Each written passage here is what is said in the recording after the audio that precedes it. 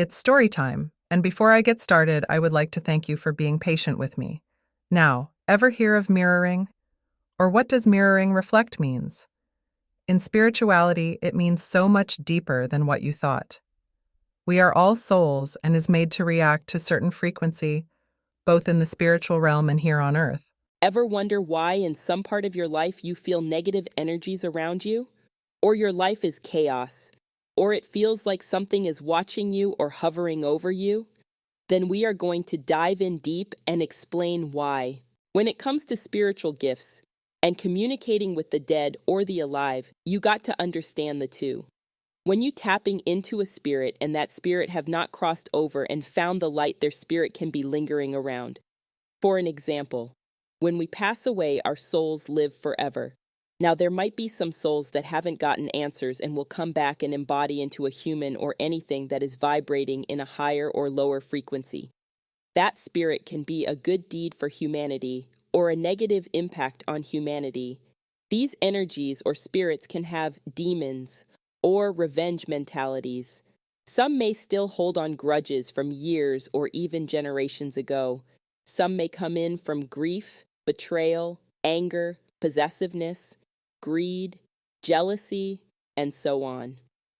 If we all do not realize our own demons and things that come along with, that can carry on to the afterlife and will cause a mirroring effect that can bounce back and forth from city to city, family to family, and coast to coast until it is resolved. If it is not resolved, it can cause family issues, separations, breakups, and even on your mental state. Let's go back to the 1800s when our ancestors were slaves, and the property they live on, worked on, and even died on. Imagine what their spirit was like during that times. Right. Sadness, grief, hungry, want to be free.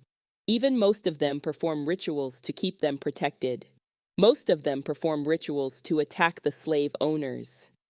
Think when the owners die. Right. Their mean-spirited is still there. If anybody cross the property will probably feel a mixed emotions and sicking emotions.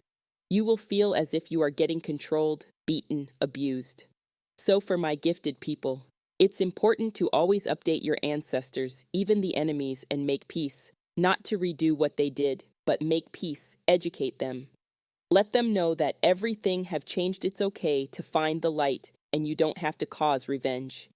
Doing this will have them find ease and understanding so they can find the light and move past it.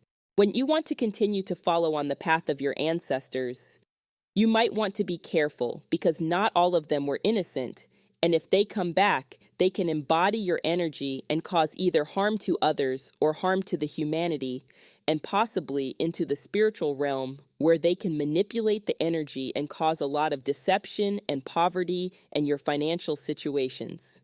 Also, be careful not to mirror affect someone else's bloodline, especially if yours is not corrected and made peace with. When it comes to spirituality, you have to know the history, background before you tap in. If you do not know your family history, I suggest you use Ancestry.com to get you started and only find out who you are connected to. With that being said, I bring you my book that will be available soon, called Ethereal Enigmas, Unraveling the Unknown. The things I have talked about is what this book is about. It's deeper than what you know, and it will bring a lot more awareness to humanity and in each of our lives. To have deeper understanding, empathy, love, compassion, confronting our own issues, problems, to put an end to that mirror effect.